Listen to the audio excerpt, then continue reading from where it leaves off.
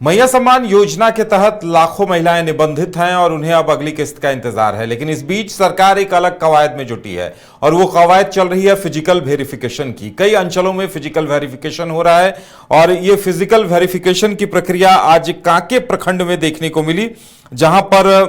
अवैध वसूली और दलाली नहीं चलेगी जैसे नारे भी चले। और कांके की अगर बात की जाए तो वहां पर उप प्रमुख अंजय बैठा ने दलाली और अवैध वसूली पर सख्त कार्रवाई की चेतावनी दी है और ये जो सत्यापन अभियान है बताया जा रहा है कि 31 मई तक चलेगा। मदन हमारे साथ हैं। मदन, देखिए, ये कांके से जो सिलसिला शुरू हुआ है ये साफ बता रहा है कि आने वाले दिनों में धीरे धीरे पूरे झारखंड में मैया सम्मान को लेकर वेरिफिकेशन की प्रक्रिया को संपूर्ण किया जाएगा। बिल्कुल, देखिए, सरकार इस योजना को लेकर के काफ़ी गंभीर है और सबसे महत्वपूर्ण और महत्वाकांक्षी योजना इस सरकार की है। इसलिए इस पर लगातार ये फोकस किया जा रहा है कि जो गलत तरीके से लाभुक बने हैं और जो अवैध तरीके से इसका लाभ ले रहे हैं उस पर कहीं ना कहीं हथौड़ा चलाया जाए। तो अब देखिए, फिजिकल वेरिफिकेशन के माध्यम से शिविर लगाकर यह कोशिश की जा रही है कि सही लाभुक अंतिम सूची में शामिल हो और उनको ही यह लाभ मिले। मुख्यमंत्री हेमंत सोरेन भी 2 दिनों पहले जब झारखंड मंत्रालय में नियुक्ति पत्र बांट रहे थे उस समय उन्होंने ये बातें कही कि हम जानते हैं कि राज्य में 5 से 10% लोग जो हैं इस योजना का गलत तरीके से लाभ ले रहे हैं, लेकिन अगर 5% गलत तरीके से लोग इसका लाभ ले रहे हैं तो इससे हम घबराकर और परेशान होकर इस योजना को कभी बंद नहीं करेंगे, क्योंकि 95% जो सही लाभुक इसका लाभ ले रहे हैं उससे कई कीर्तिमान स्थापित हुए हैं। इसी राशि से कई ने बड़ी बड़ी सफलता हासिल की है। कई महिलाओं के उपचार में ये पैसे काम आ रहे हैं। कई महिलाओं के द्वारा इस पैसों से बच्चों की पढ़ाई की जा रही है, जो कि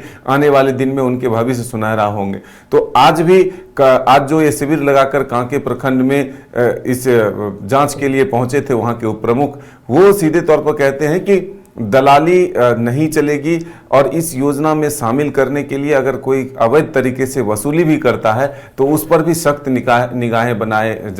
रखा जा रहा है कि कोई भी गलत तरीके से पैसा वसूली कर गलत तरीके से सूची में नाम शामिल करने की अगर प्रलोभन भी देते हैं तो उन पर भी सख्त कार्रवाई होगी और जो एक वेरीफाइड जो लाभुक होंगे उनका ही नाम आखिरी सूची में जाएगा। और सीधे तौर पर ये आप समझ सकते हैं कि सरकार इन योजनाओं को चलाने के लिए इससे पहले भी कई तरह के डॉक्यूमेंट का वेरिफिकेशन कराया और अब फिजिकल वेरिफिकेशन लास्ट तौर पर माना जा रहा है कि आखिरी सूची जब तैयार होगी तो ये आखिरी माना जाएगा। लेकिन योग्य लाभुक को परेशान नहीं होने की भी बात कही गई है कि अगर उनके पास सब कुछ सही है तो उन्हें परेशान होने की जरूरत नहीं है। उनके डॉक्यूमेंट का वेरिफिकेशन, फिजिकल वेरिफिकेशन दोनों कर लिया जाएगा और उचित समय पर उनके खाते में पैसे पहुंच जाएंगे। और मदन, लगता है कि ये जो इसमें प्रावधान है कि कोई सरकारी नौकरी में नहीं होना चाहिए, पति या महिला, या फिर उनकी एक वार्षिक आय की एक लिमिट होनी चाहिए, और ये जो तमाम शर्तें हैं लगता है उन सभी चीज़ों का फिजिकल वेरिफिकेशन होगा और सरकार की कहीं ना कहीं कोशिश होगी कि ये जो फर्जीवाड़ा चल रहा है या जो अपात्र लाभुक इसका फायदा ले रहे हैं उन्हें कम किया जा सके और जो लाभुक बचेंगे उन्हें वक्त पर पैसा दिया जा सके।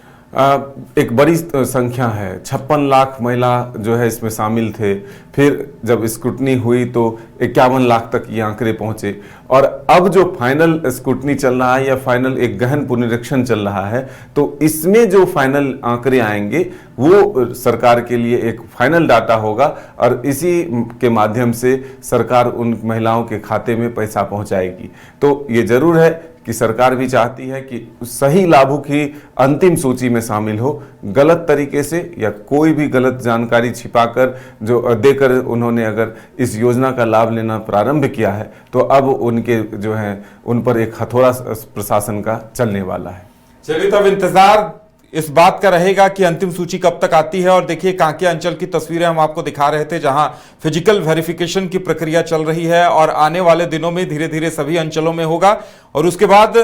कितनी सूची संख्या कम होती है इस पर सबकी नजरें रहेंगी कि निष्कर्ष के तौर पर सूची जो आएगी वही अंतिम मानी जाएगी।